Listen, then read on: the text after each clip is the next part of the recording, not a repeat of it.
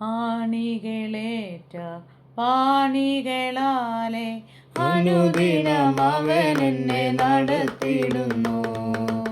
ആണികളേറ്റ പാണികളാലെ അനുദിനം അവൻ എന്നെ നടത്തിയിടുന്നു. ജീവിത ഭാര ചുമടുകളാലെ അവൻ ചുമന്നെന്നെ പുലർത്തിടുന്നു. ജീവിത ഭാര ചുമടുകളാലെ അവൻ ചുമന്നെന്നെ പുലർത്തിടുന്നു. ആകയാലാകുലമില്ലെനിക്കില്ല, ആനന്ദമായൊരു ജീവിതമാ. ആകയാലാകുലമെന്നെനിക്കില്ല, ആനന്ദമായൊരു ജീവിതമാ. ആണികളേറ്റ പാണികളാലെ അനുദിനം അവൻ എന്നെ നടത്തിയിടുന്നു. അനുദിനം അവൻ എന്നെ നടത്തിയിടുന്നു.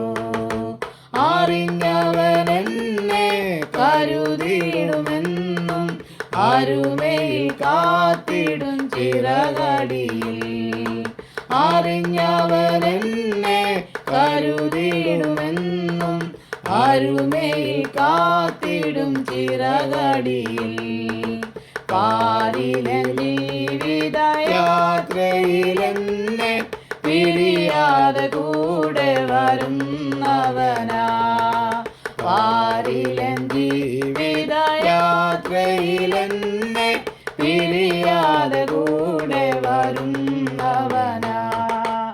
ആണികളേറ്റ പാണികളാലെ അനുദിനം അവൻ എന്നെ നടത്തിയിടുന്നു. ആണികളേറ്റ പാണികളാലെ അനുദിനം അവൻ എന്നെ നടത്തിയിടുന്നു.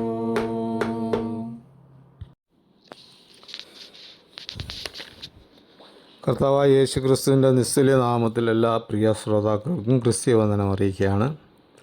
ഇന്നത്തെ നമ്മുടെ ചിന്തയ്ക്കായിട്ട് കൊലോസ്യ ലേഖനം 4-ാം അധ്യായം 12-ാം വാക്യത്തെ ആസ്പദമാക്കി ചില കാര്യങ്ങൾ ഓർപ്പിപ്പാൻ ആഗ്രഹിക്കുകയാണ്. വാക്യപ്രകാരമാണ്: എപ്പഫ്രാസ് നിങ്ങളെ വന്ദനം ചെയ്യുന്നു. നിങ്ങൾ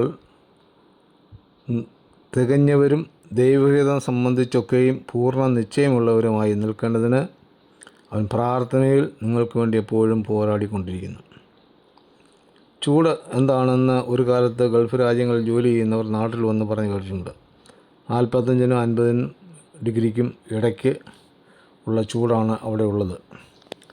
അത് കേരളക്കാർക്ക് കേട്ടുകേഴ്വി മാത്രമേ ഉണ്ടായിരുന്നുള്ളൂ. എന്നാൽ ഈ വർഷം നാം അത് നേരിട്ട് അനുഭവിച്ചുകൊണ്ടിരിക്കുകയാണ്. വെളിയിലിറങ്ങുന്നവർക്ക് മുന്നറിയിപ്പുമായി കാലാവസ്ഥാ നിരീക്ഷണ കേന്ദ്രങ്ങളിൽ നിന്ന് ദിവസവും അറിവുകൾ നൽകുന്നുണ്ട്. കഴിഞ്ഞ ദിവസം ഞങ്ങൾ കുടുംബമായി ഒരു ബന്ധുവിൻ്റെ ക്ഷണമനുസരിച്ച് കല്യാണത്തിന് പോയി. ധാരാളം ആൾക്കാരുണ്ടായിരുന്നു.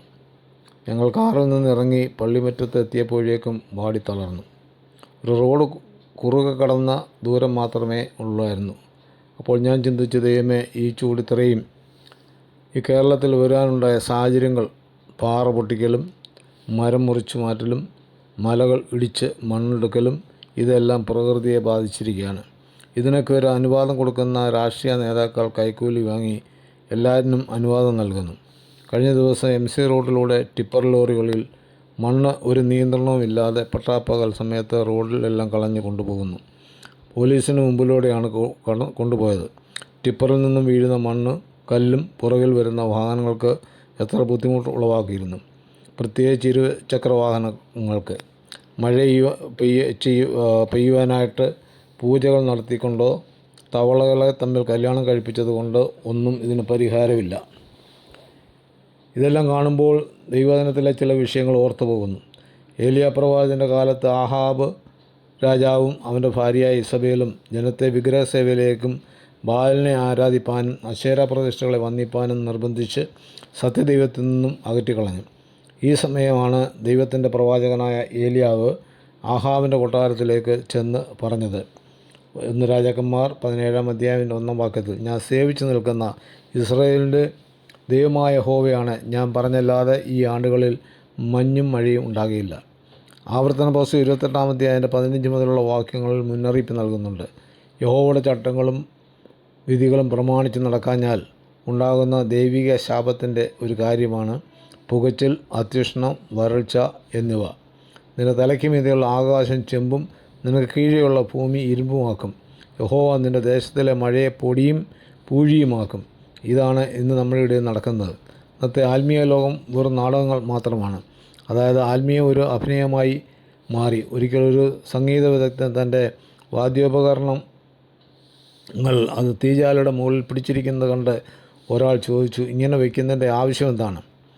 അതിന് അദ്ദേഹം ഉത്തരം പറഞ്ഞത്, തണുത്തിരിക്കുന്ന ഉപകരണത്തിൽ നിന്നും നല്ല സംഗീതം ലഭിക്കുകയില്ല. അത് അല്പം ചൂട് കിട്ടുമ്പോൾ നല്ല ശ്രുതിമാധുര്യം ലഭിക്കും. ഇതുപോലെ ദൈവമക്കളുടെ ഹൃദയം തണുത്ത് ഇരുന്നാൽ നല്ല ആത്മീയ സംഗീതം ലഭിക്കുകയില്ല. അതിൻ്റെ വെളിച്ചത്തിൽ സഭയെ വിപരീതമായി ബാധിക്കും. ഒരു തണുപ്പ് കാലത്ത് ഒരു ഭവനത്തിലായാലും കഴിവതും മുറികൾ ചൂടുള്ളതായി വയ്ക്കുവാൻ ശ്രമിക്കും. പാശ്ചാത്യ നാടുകളിൽ തണുപ്പ് കാലങ്ങളിൽ മുറികളെല്ലാം കൃത്യമായി ചൂട് ആക്കി വെക്കും. അതിനുള്ള സംവിധാനങ്ങൾ അവിടെയുണ്ട്. അത്യുഷ്ണം ഉണ്ടാകുമ്പോൾ എയർ കണ്ടീഷണർ ഉപയോഗിച്ച് മുറികൾ തണുപ്പ് ഉള്ളതാക്കി വയ്ക്കും. ഇതൊക്കെ ലോകത്തിൻ്റെയും പ്രകൃതിയുടെയും പ്രതിഭാസങ്ങളാണ്. ഈ കാലങ്ങളിൽ പല സഭകളും തണുത്തുറഞ്ഞ് ഇരിക്കുകയാണ്. അവിടെ നിന്ന് ശ്രുതിമധുരമായ ഗാനങ്ങളോ ദൈവിക സ്തുതികളോ മുഴങ്ങിയില്ല. എന്നാൽ പരിശുദ്ധാത്മാവിൻ്റെ തീയുടെ ബലം സഭകളിൽ പകരുമ്പോൾ ജനങ്ങൾ ശക്തിയോട് ദൈവത്തെ പാടി സ്തുതിക്കും. സഭകളിൽ കമ്മിറ്റി കൂടുമ്പോഴുള്ള പുതിയ തീരുമാനങ്ങളും ഉണ്ടാകുമ്പോൾ പുതുജീവൻ ഉളവാകുമെന്നത്രേ. ആ ചൂട് അല്ല സഭയ്ക്ക് ആവശ്യം. ഇന്ന് സഭകൾക്ക് ആവശ്യം ആത്മീയ അഗ്നിയാണ്. അത് അശുദ്ധികളെ ദഹിപ്പിച്ച് ശുദ്ധിയുള്ളതാക്കുന്നു. അങ്ങനെ ആത്മീയ അഗ്നി ജ്വലിച്ച് പ്രകാശിക്കണമെങ്കിൽ കുമിഞ്ഞുകൂടി കിടക്കുന്ന ചാരങ്ങളെല്ലാം നാം നീക്കം ചെയ്തിരിക്കണം. ആയാൽ പ്രിയരെ, ഇന്ന് നാം അനുഭവിക്കുന്ന പ്രകൃതിയിലെ ചൂടിനേക്കാൾ അധികമായി ആത്മീയ ചൂടിലേക്ക് നമ്മെ നടത്തുവാൻ ദൈവത്തോട് അപേക്ഷിക്കുക. ലോകത്തിലെ ചൂടുകൾ നമ്മളെ തളർത്തിക്കളയുമ്പോൾ ആത്മീയ ചൂട് നമ്മളെ ബലപ്പെടുത്തും. ആകയാൽ ആത്മാവിൻ്റെ അഭിഷേകത്താൽ നിറയപ്പെടുവാൻ ഏൽപ്പിച്ചു കൊടുക്കുക. ദൈവമായ കർത്താവ് ഈ വചനത്താൽ ഏവരെയും അനുഗ്രഹിക്കുമാറാകട്ടെ. തിരുവചന ഭാഗങ്ങൾ തുടർന്നും ലഭിക്കുവാൻ ഈ വീഡിയോ ലൈക്ക് ചെയ്യുക, ഷെയർ ചെയ്യുക, സബ്സ്ക്രൈബ് ചെയ്ത് സപ്പോർട്ട് ചെയ്യുക. തുടർന്നുള്ള തിരുവചനങ്ങളുമായി നമുക്ക് വീണ്ടും കാണാം.